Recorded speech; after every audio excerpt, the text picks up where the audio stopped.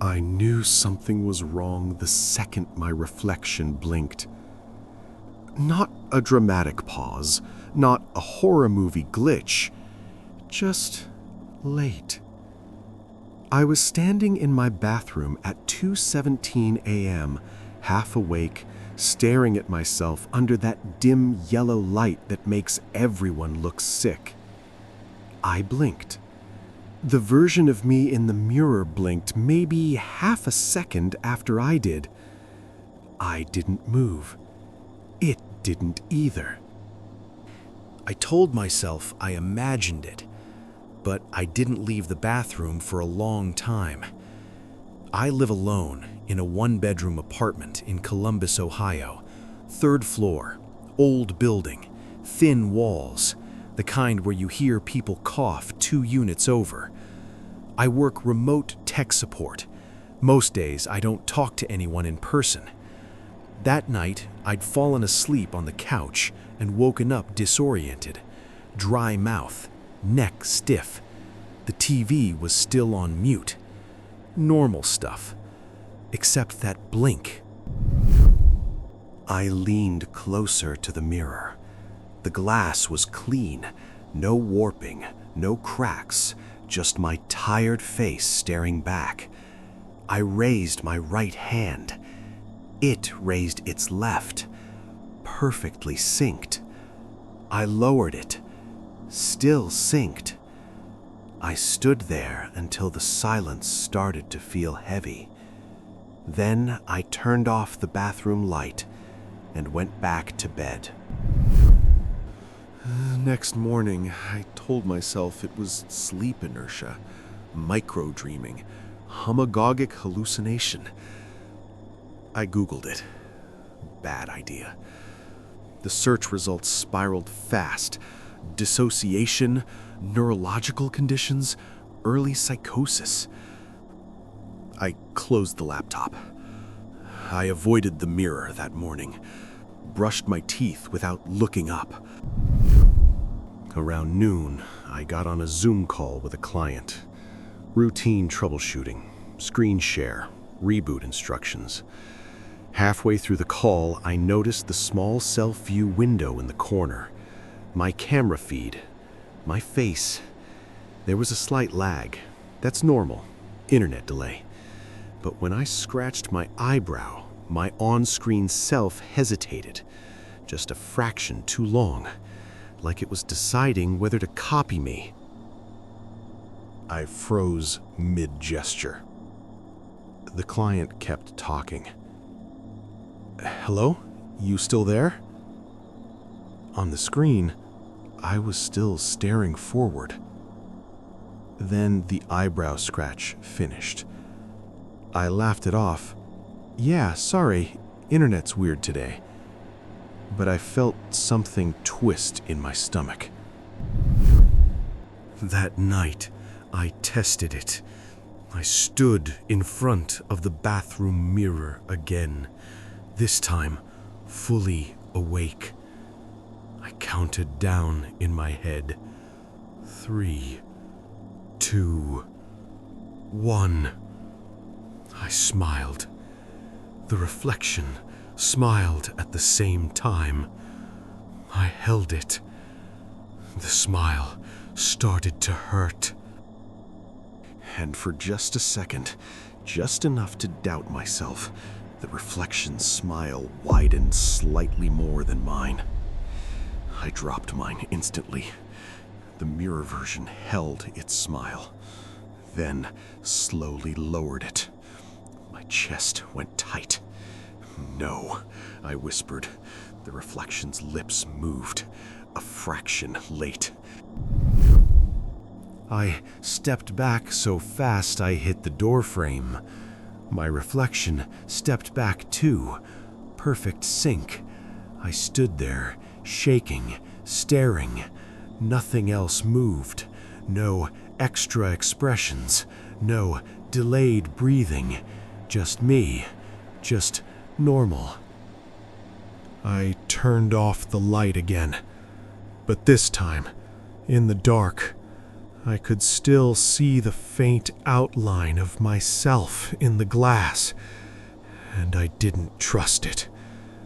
I started avoiding reflective surfaces, covered the bathroom mirror with a towel, turned my laptop camera off permanently, muted my TV if a scene had too much glass.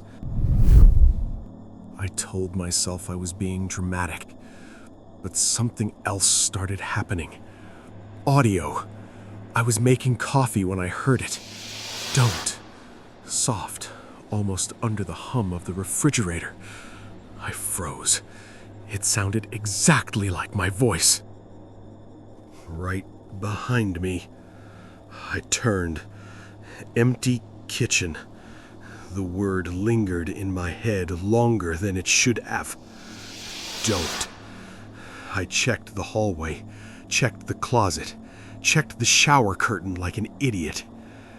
Nothing. I told myself it was stress, isolation.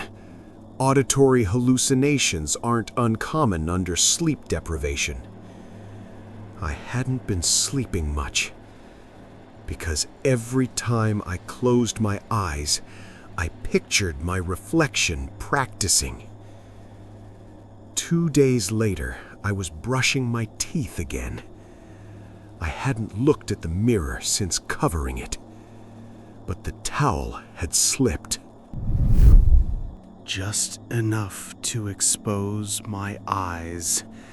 They were already looking at me. I hadn't looked up yet. I swear to God I hadn't.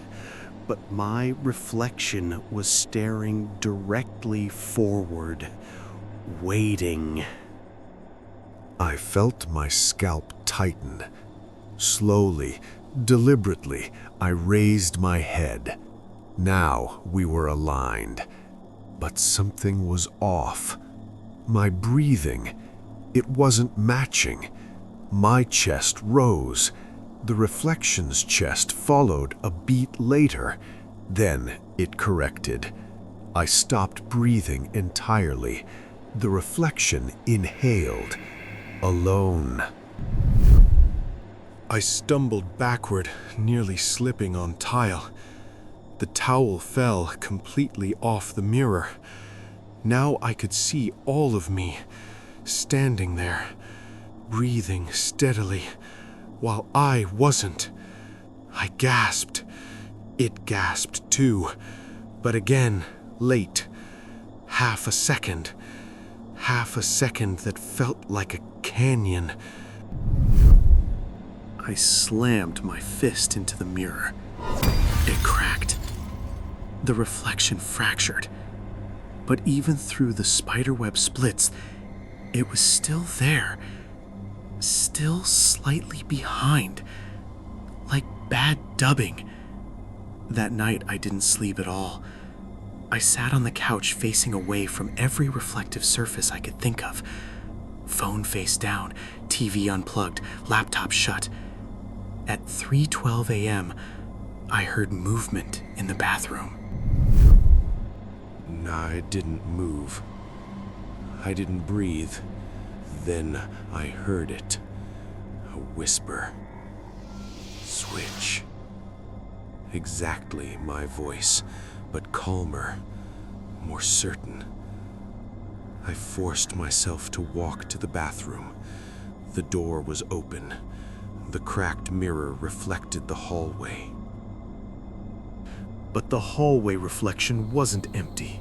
It showed me, standing closer to the mirror, much closer than I actually was. I was still in the doorway, but in the mirror, I was inches away from the glass, watching. My mouth moved in the reflection before I spoke. "You're slow." The sound came from behind me and from the mirror, slightly out of sync. I spun around. No one, just the apartment, silent. When I looked back, the mirror version was smiling again. Not wide, not exaggerated, just confident, like it had figured something out. I stepped forward slowly. The version in the glass didn't step back. It stayed exactly where it was, which meant our distances no longer matched. My pulse pounded in my ears. I reached toward the mirror. It reached too, but sooner. Its hand touched the glass before mine did. I felt nothing, just cold air, but in the mirror, our fingers were pressed together. I jerked my hand back. The reflection didn't. It kept its palm against the glass, and then it leaned forward. Its forehead pressed to the cracked mirror surface. My body was still upright, but in the glass, I was leaning in, studying me. The smile faded, not into anger, into pity. The lights flickered, just once. When they steadied, the reflection was perfectly synced again. Every breath matched, every blink exact. I stared at it for a full minute. Nothing wrong, nothing delayed, nothing off. I almost cried from relief. I laughed a little. "Okay," I whispered. "Okay." The reflection whispered it too, perfectly aligned. I turned off the bathroom light, walked back into the living room, sat down, hands shaking. The apartment felt still again, quiet, normal. I looked down at my hands. They were steadying, breathing even, heart slowing. I glanced at the dark TV screen across the room and saw myself sitting there, calm, relaxed, smiling. I wasn't smiling.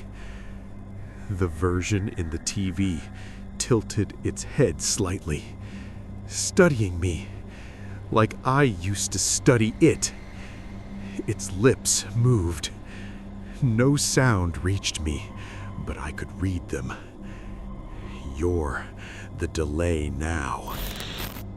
My heart stuttered. I didn't move. On the screen, I stood up, walked toward the TV, slow, certain. I was still on the couch, still frozen, watching myself approach. The TV reflection raised its hand, pressed it flat against the inside of the screen, waiting for mine. The worst part? I can't tell you if I ever stood up. There are gaps now, little jumps in time. I'll be in the kitchen and suddenly I'm in the hallway. Sometimes I blink and the world feels half a second late, like it's catching up to me or I'm catching up to it. I avoid every reflective surface, but I still feel watched, practiced, studied. Sometimes when I talk, my voice sounds slightly off, like it's being mimicked in real time, getting better, closer, more accurate. And lately, when I blink, I'm not sure I'm the one who does it first anymore.